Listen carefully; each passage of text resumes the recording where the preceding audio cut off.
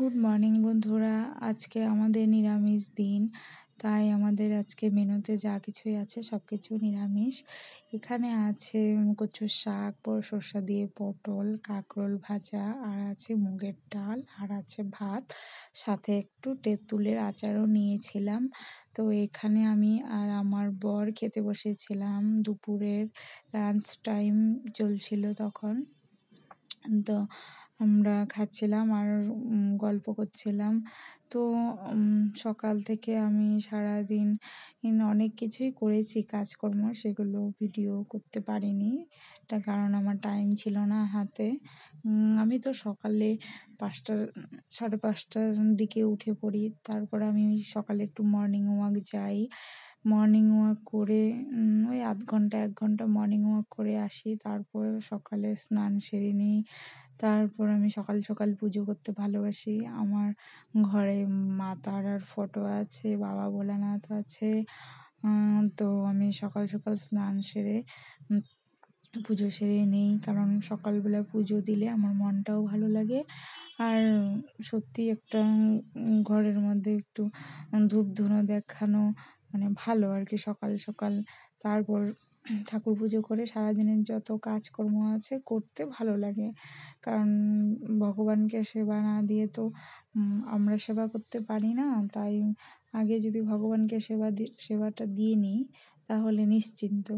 সেজন্য সকাল সকাল আমি রোজই যতটা সম্ভব পারি মানে পুজোটা করার চেষ্টা করি। হয়তো মাঝে মাঝে হয়ে ওঠে না, মাঝে মাঝে হয়তো আমাদের একটু দেরি হয়ে যায়। তো তারপর আমি রান্নাঘরে আসি। পুজো করার পর রান্নাঘরে এসে প্রথমে সবজিগুলো কাটাকাটি করে নিই। কাটাকাটি করার পর তারপর আমি রান্নাটা বসিয়ে দিই, কারণ আমার বর আবার ডিউটি যাবে। মানে দুপুরের খাবারটা নিয়ে যাবে, আর সকালে কিছু খেয়ে যায় আর কিছু খাবার নিয়ে যায়।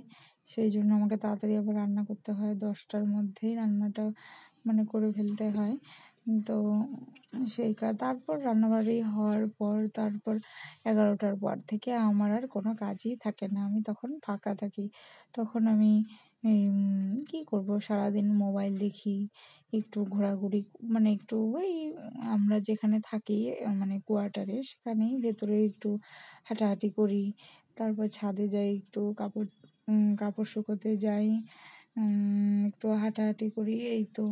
তারপর আস্তে আস্তে আবার বিকেল হয়ে যায়। বিকেলের দিকে আবার কোনো দিন এক্সারসাইজ করি, আবার কোনো দিন করিও না। তারপরে এই করতে করতে সন্ধ্যা হয়ে যায়। তারপর আবার সন্ধ্যা দিতে যাই। সন্ধ্যা দিতে গেলেও আমার একটু দেরি হয়, ০.৫ ঘন্টা লাগে। তারপর সন্ধ্যাবাতি দেওয়ার পর আবার মাঝে মাঝে ইভিনিং ওয়াক করতে বেরিয়ে যাই। কোনো দিন আবার যাইও না। এখন বর্ষাকাল জন্য যেতে পারি না, কারণ মাঝে মাঝে বৃষ্টি হচ্ছে, বৃষ্টির জন্য বেরোতে পারছি না। সেই কারণে ঘরেই থাকতে হয়। আর ঘরে থাকলেই তো মোবাইল ছাড়া তো আর এখনের দিনে টাইম পাস হয় না। মোবাইলই চলে শুধু। মানে যেই আমিই বলি আর অন্য কেউই হোক, মানে সবাই এখন মোবাইল পাগল। মোবাইলটা হাতে থাকলে মানে আর কোনো চিন্তা নেই। আর মোবাইলে যদি ব্যালেন্স ১ ঘন্টা না থাকে তাহলে তো আমরা পাগল হয়ে যাই। তো এই হচ্ছে ব্যাপার। তারপর আবার এই করতে করতে রাত্রি যখন ওই ৯টা বেজে যায় তখন আমি ভাত বসিয়ে দিই। তারপর ভাত হতে হতে আমার বর চলে আসে ডিউটি থেকে। তারপর আবার একটু দুজনে একটু গল্প টল্প করি। তারপর গল্প করার পর আবার একটু ১১টা ১১:৩০টার সময় আবার খাওয়া দাওয়া করি। তারপর খাওয়া দাওয়া হয়ে গেলেও তারপর আরেকটু গল্প হয়, একটু বসি। কারণ খাওয়া দাওয়া করার পর শুতে নেই তো, সেই জন্য আবার একটু বসি, তো আবার একটু ফোন ঘাঁটাঘাঁটি করি। ব্যাস, তারপর আবার আমার মানে আবার রাতের শোবার সময় হয়ে যায়। এই তো সকাল থেকে আমার সারাদিন চলে কাজকর্ম। কিন্তু এখানে থাকলে আমি একটু নিয়মের মধ্যে থাকি। যখন আবার আমি বাবার বাড়ি যাই বা শ্বশুরবাড়ি যাই তখন একটু দেরি করে উঠি ঘুম থেকে, তখন আর আমার exercise, morning walk, evening walk কিছুই হয় না। তো ওখানে গেলেই আমি আবার মোটা হয়ে যাই ওখানে গেলে। এখানে থাকলে একটা নিয়মের মধ্যে থাকি। তো কিছুদিন আগেই গেছিলাম বাড়িতে।